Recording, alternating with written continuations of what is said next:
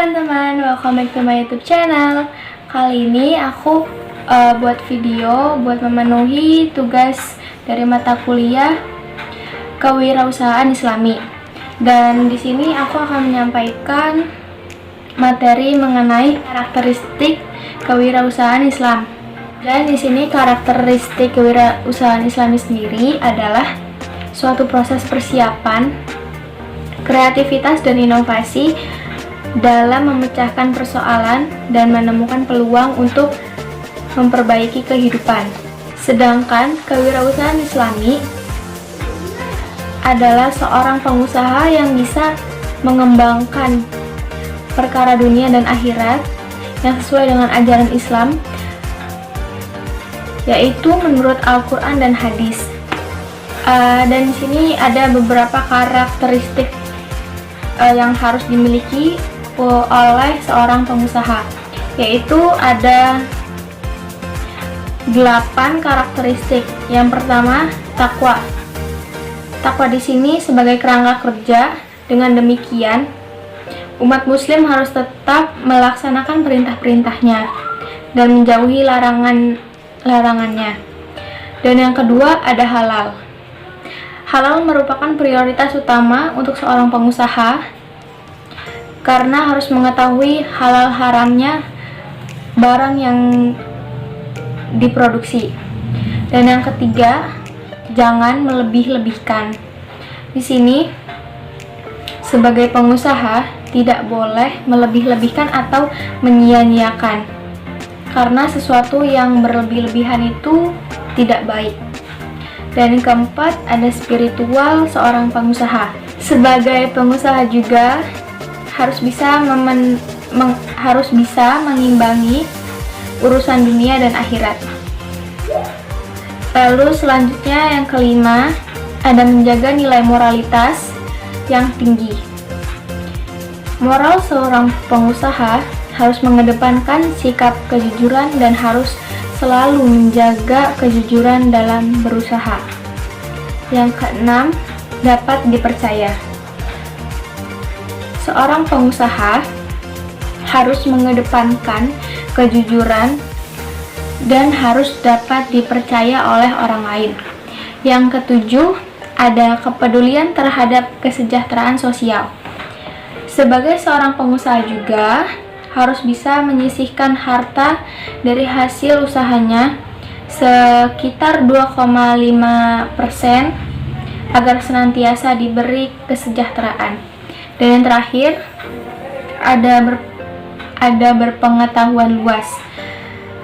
Pengusaha harus memiliki pengetahuan yang luas, memperbanyak membaca, karena membaca adalah jendela dunia. Dan yang selanjutnya yaitu prinsip dan etika bisnis syariah. Prinsip bisnis sendiri adalah dasar atau kebenaran yang menjadi prinsip dalam bertindak kebenaran yang berkaitan erat dalam berbisnis. Prinsip-prinsip sendiri dibagi menjadi dua, yaitu prinsip umum dan prinsip khusus.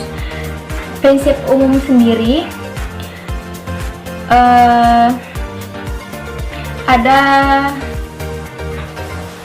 dan prinsip umum sendiri ada beberapa, yaitu ada prinsip ilahiyah atau prinsip tauhid. Yang kedua ada prinsip nabawi atau kenabian. Yang ketiga ada prinsip adliyah atau keadilan. Keempat, prinsip huriyah atau prinsip kebebasan. Yang kelima, prinsip musawwah atau kesetaraan. Dan yang terakhir ada prinsip ta'awun, yaitu tolong menolong. Dan prinsip khusus sendiri ada 7. Yang pertama ada tabadulul manafi. Yang kedua prinsip pemerataan. Yang ketiga prinsip antaradin. Keempat ada mulmagodir.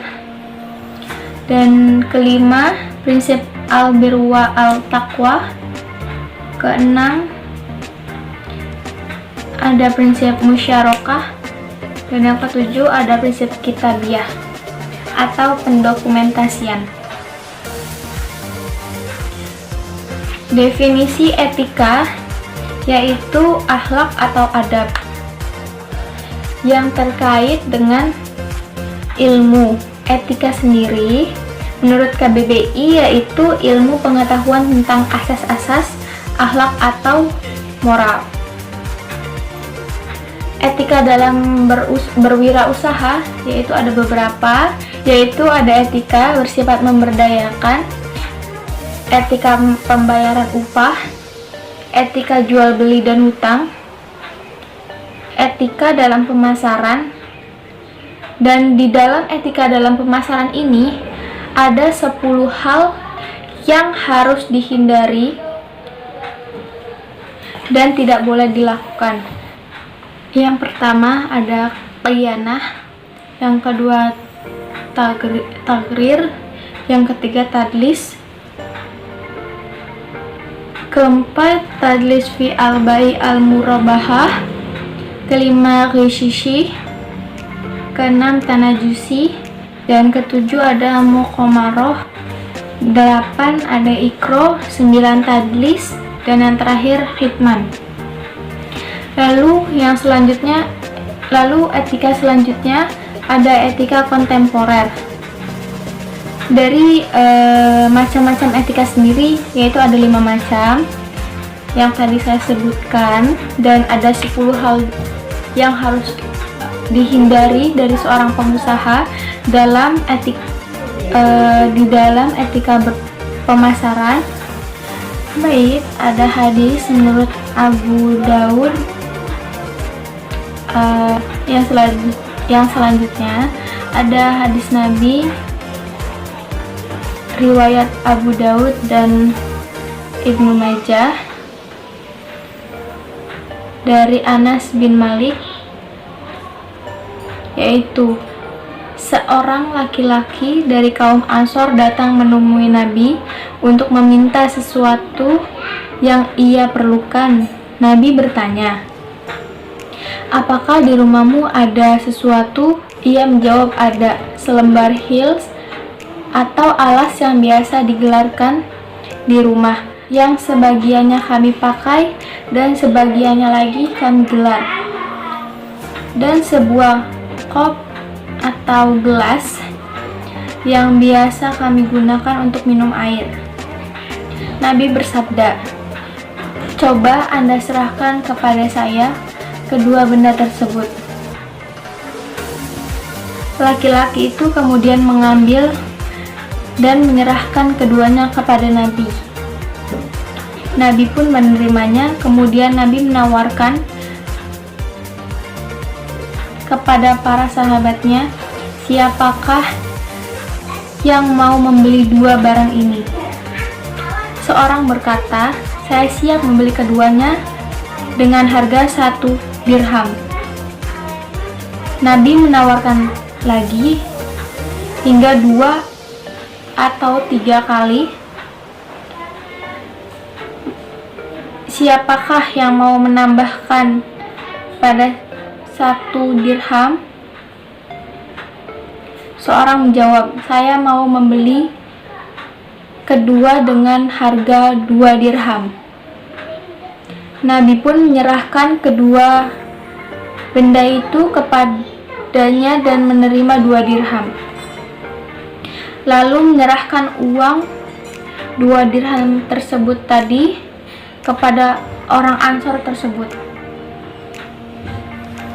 dan bersabda, "Belilah makanan dengan 1 dirham, lalu berikan kepada keluargamu. 1 dirham lagi kamu belikan kampak dan nanti serahkan kepadaku." Orang tersebut kemudian menyerahkan kapak kepada Nabi. Nabi menerimanya lalu memasangkan kayu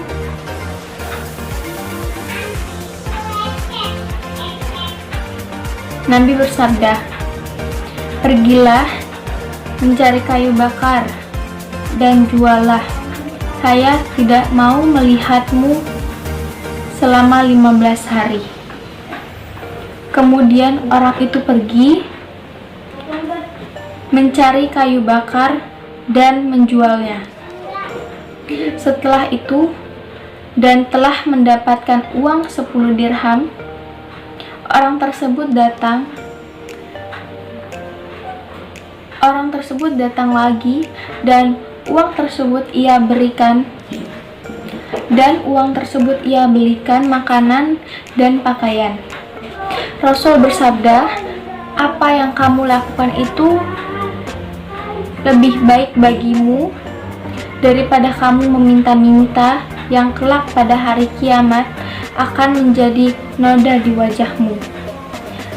Hadis riwayat Abu Daud. Dan yang selanjutnya, alasan mengapa saya ingin menjadi seorang entrepreneurship, itu karena tidak hanya membuka lowongan pekerjaan bagi orang lain, namun kita juga dapat mengembangkan kreativitas kita, belajar untuk bagaimana caranya kita menjadi seorang yang jujur dan bertanggung jawab dalam sebuah usaha yang kita bangun dan dirikan, bukan hanya untuk menambah perekonomian keluarga, namun kita juga bisa menghasilkan rupiah dari hasil jerih payah kita. Ya, intinya menjadi seorang pengusaha itu memanglah tidak mudah, namun itu salah satu cita-cita saya. Dan cita-cita saya sendiri ingin menjadi seorang desainer dan memiliki butik sendiri. Ya, mungkin untuk saat ini sesuai dengan berjalannya waktu, saya belajar memahami apa itu tentang wirausaha, dan bagaimana sih prinsip-prinsip dan etika yang harus kita terapkan dalam berwirausaha. Dan mungkin itu yang bisa saya jelaskan dan saya sampaikan. Jika ada salah-salah kata, saya mohon maaf. Kurang dan lebihnya, wabillahi taufiq wal hidayah. Wassalamualaikum warahmatullahi wabarakatuh. Dan jangan lupa like, comment, dan subscribe. Lalu share juga ke teman-teman kalian. Jangan lupa subscribe nih, di bawah ini subscribe. Oke, bye guys.